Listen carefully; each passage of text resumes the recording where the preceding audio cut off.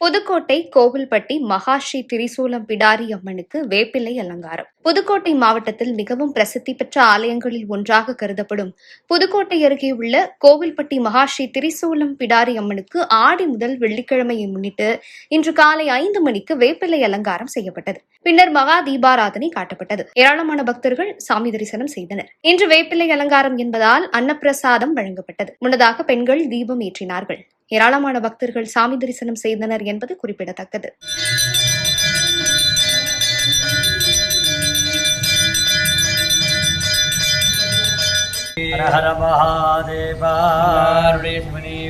எல்லாட்டவருக்கும் ஹரிபா போஸ்ரீ கட்கம் சக்கரகதேஷு சாப பரிகா சுலம்ப சுண்டீம் சிரஹ சங்கம் சந்தததீம் கரேஸ்திரஜதாம் சர்வாலன்பூஷாமிருதாம் नीलास्पद्युति पाशपातदशका सेवे महाकालिका यामत्सौत्सविते हरौ कमलचौ अंतुम मतुम कैडपम.